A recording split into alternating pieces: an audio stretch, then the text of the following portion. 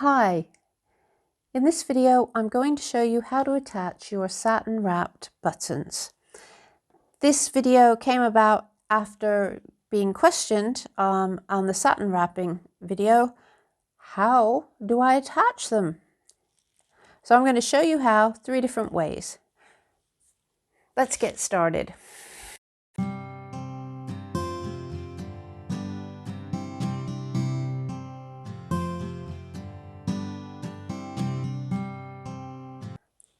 In order to illustrate this a little bit better, I'm using an oversized bead, so we can all pretend it's a little button. This has been satin wrapped in cotton perle size 8. So imagine that this piece of lovely bright felt is your fabric, and that this grey is your linen thread or your strong sewing thread. So if we're going for a historically accurate method of sewing these on, and I mean for the earlier periods, 16th, 17th century, first thing you want to do is secure your sewing thread, which would be a strong linen.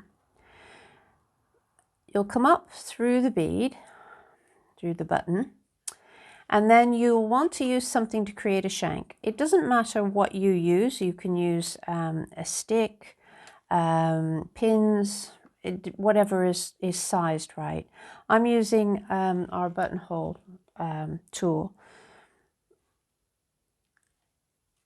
And basically what you'll do, because you have all those threads running on the inside from doing the satin wrapping, you will have some threads in there to catch on to. So when you come back down, catch the side. You can usually feel this by going alongside the actual inside part of the bead that you're using, or the button mold that you're using. Okay, so you'll do this a couple of times,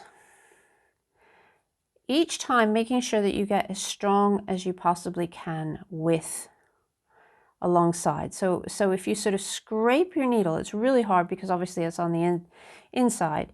You scrape your needle along the inside of the hole, and then likewise when you go back down, you do the same. And each time you'll be catching those threads that have been there to secure your satin wrapping. And so you can see, even when you pull it, that's not going to go all the way through because you are catching those threads. So you'll do this a couple of times. And the next step you can either do with the same thread. So if you're stitching these into place with a silk thread, for instance, you would do it with the same one. Sometimes they have linen shanks and a linen knot. It's all, you have to look at your source example. But what I'm going to show you, you can do with a second thread if you wish. So we'll remove whatever we've used to create our shank. So you can see that there is now a space. Come up again.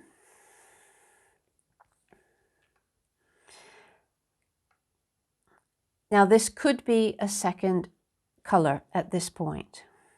So now we're just going to do our securing and our little knot. So we'll come up, take your needle through some of those threads at the top and right across, and actually split the threads that are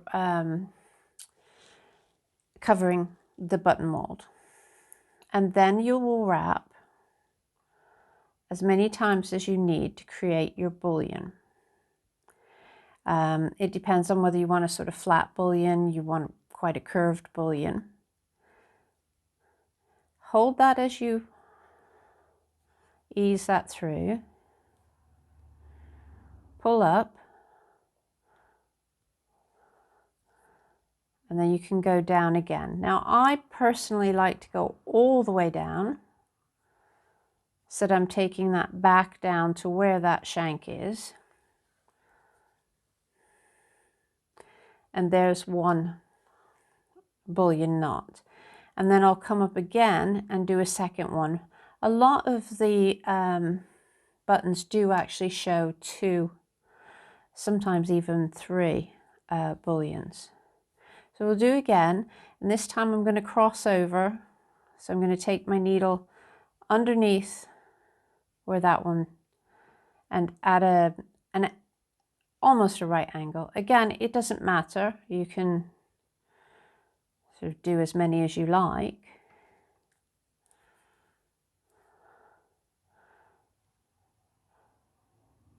Back around, through, and this time don't go through the fabric. Okay, so there's our top knot, and then what you would do here is you would then wrap those threads to create your shank, make them nice and tight. Hope your needle doesn't come unthreaded as mine has done.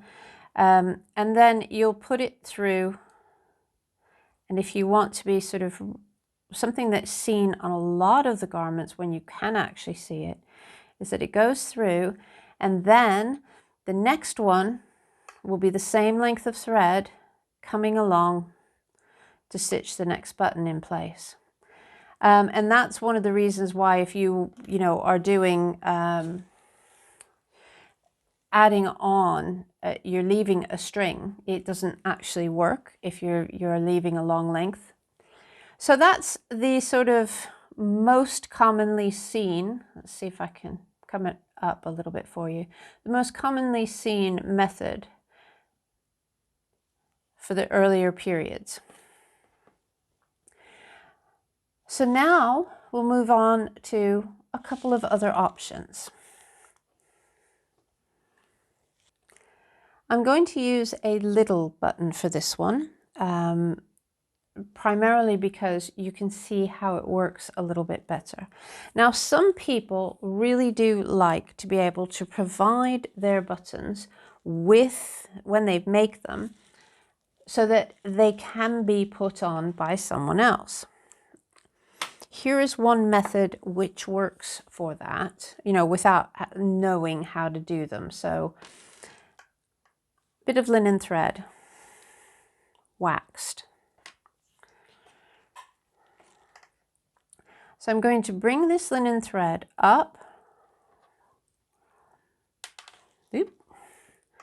through the button that I've covered.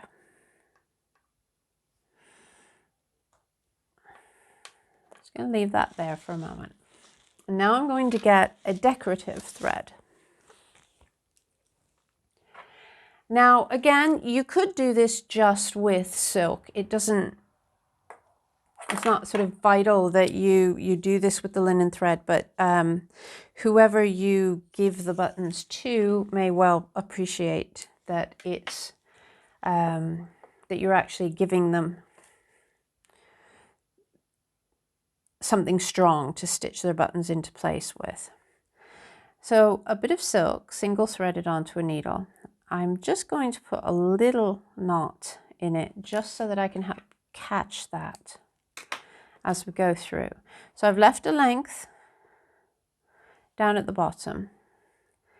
I'm going to take the needle with the silk up, and again I'm going to press it against the inside of the hole so that it's going, I know that the needle's going underneath some of those threads, and I'm just going to gently bring it up so that I can again feel that it's locked. Now, this isn't sort of the easiest way to do this, but you've got two options. The first is to wrap around. I hope that you don't get in quite such a tangle straight away. It's all right, I caught that.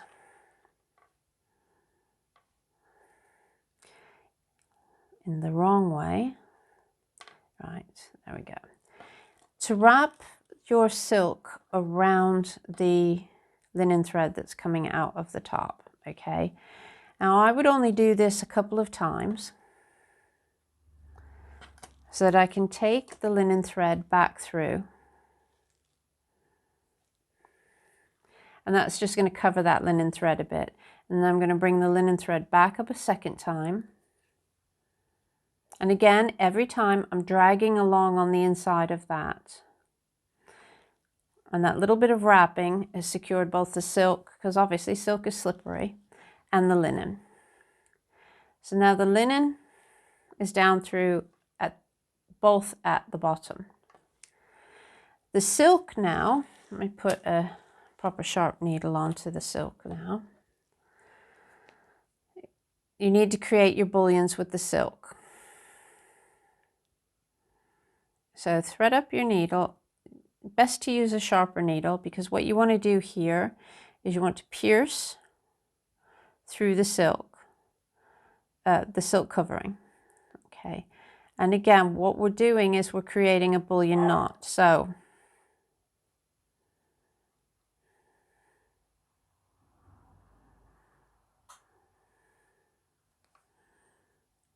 not as easy to see when I'm working so small, but it makes more sense working small on this, because you'll see what I mean for the finished thing.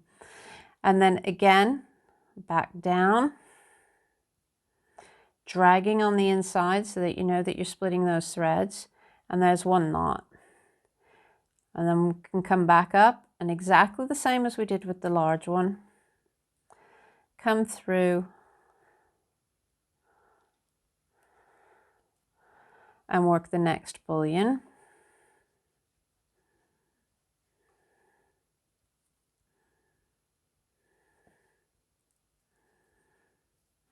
If anyone is wondering, I'm using a long darner for this. I quite like long needles these days. I find they're easier to work with when my joints are feeling a bit achy. So there we have, let's see if I can zoom right in for you. So you have two little knots at the top, and at the bottom everything is out. Okay. So basically, you can then provide stalks, as it were, on your buttons, and then a little bit of matching silk. So in order for you to then use this, so I've trimmed those off evenly. The easiest way is to just thread both of the linen threads through at the same time,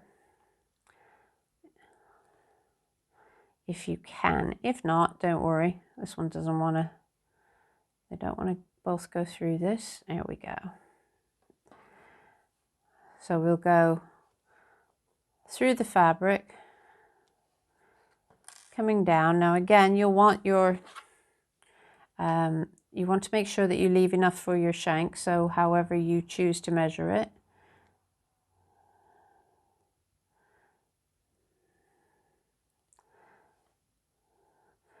Okay, now what you can do here is you can either, it depends on how strong, you know, well, if you're like selling these and you want to give like an instruction to use it, you can basically tell them to tie it, okay? But some may want to make a couple of extra stitches. But this is sort of a good option if you're just providing buttons for someone else or as a gift or something.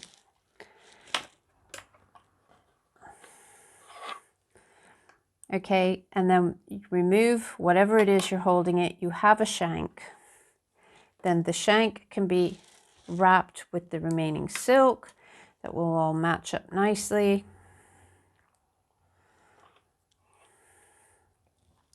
And so whilst it isn't perhaps the best method, it is a good method if you, as I say, if you're gifting them.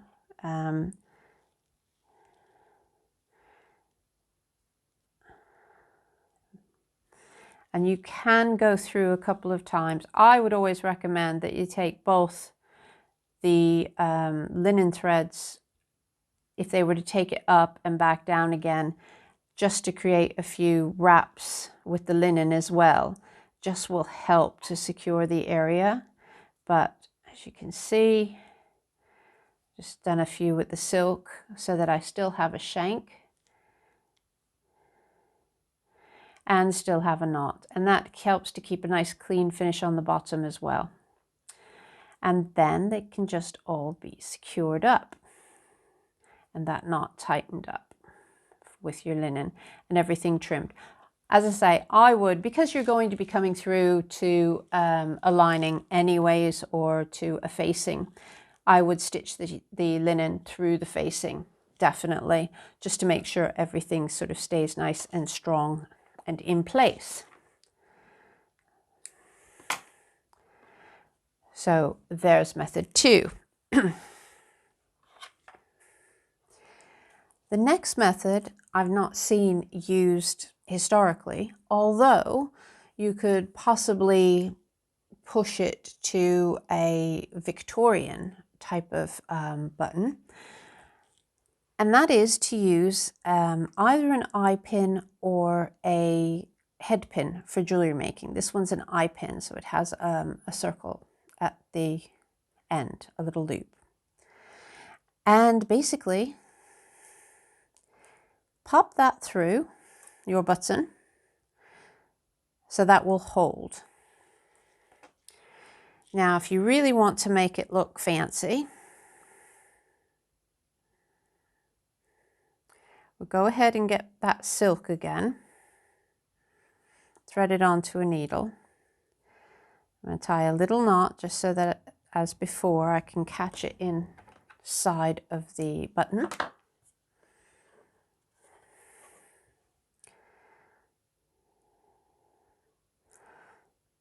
Now this will be a little bit difficult because we already have one wire going through, so this part will be very dependent upon the hole. Okay, so just pull that up. Now you can proceed, if you're using an eye pin, to really cheat and cover this over with thread.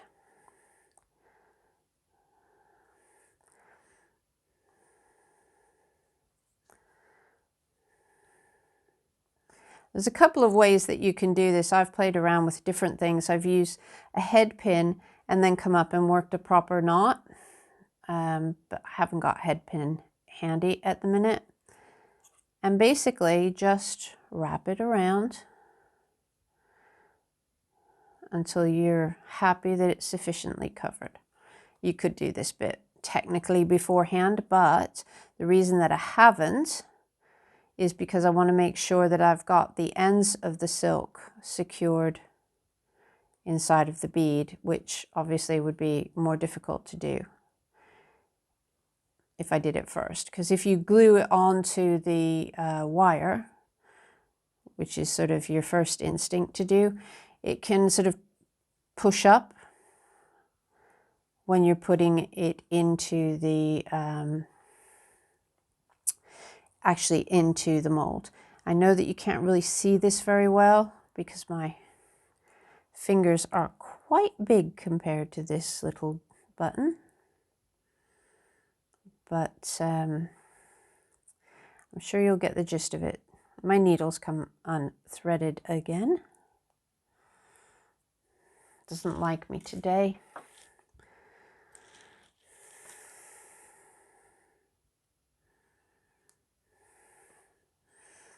So just about covered. Won't be the best job in the world, but it will be done. And then I'm going to go back through, and again, this is the hardest part.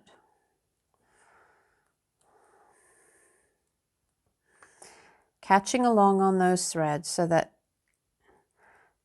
that end catches. I am not going to wrap the bottom. What I'm going to do is work some back stitches just along the base here so that I can secure in that silk.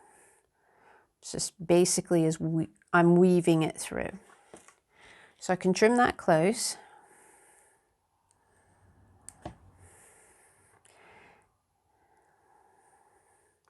And then I can trim the end of the wire, and using pliers can create a little loop to act as a shank to stitch the button into place. And do that as close as you can get that, primarily because you want to be able to make sure that when that's in, it's created, let's see, a nice little shank for your button. So it's a thoroughly modern way, but again, if you're doing sets of buttons and you know, because the thing is that these buttons, although I'm showing you from a costume point of view, you know, wouldn't these look great down the back of a wedding dress? And so therefore you don't want to be messing about with the sort of old-fashioned ways of doing it if you can create pretty little buttons very easily. So that is one way to do them in a nice modern way.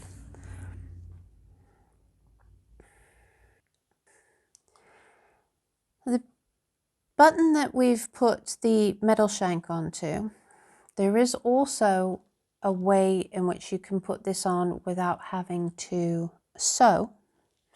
And it is a method that is used with some military buttons for later periods and sort of changeable buttons. Now, the most common thing to use is a small piece of tape with obviously a larger hole. What you need to do is make sure that whatever you're going to be threading through will fit through your hole. So with your needle, or if you're using a bodkin, you can adjust your wire obviously to the layers of the facing and interfacing and lining and everything as well, if you wish to accommodate this method. And what you need to do is, through the garment, pierce a hole. Now, you can either pierce straight through and leave it, depending on what your material is of the garment is. You can, and sort of how often you think this is going to be changed as well. You can stitch little eyelets if you wish to reinforce, so anything that's silk or satin you would want to reinforce. Basically, you know, use your judgment on what your garment is and what you're buttoning. But basically, give yourself a hole that your button shank will fit into. And this can work for any modern button shank as well. And then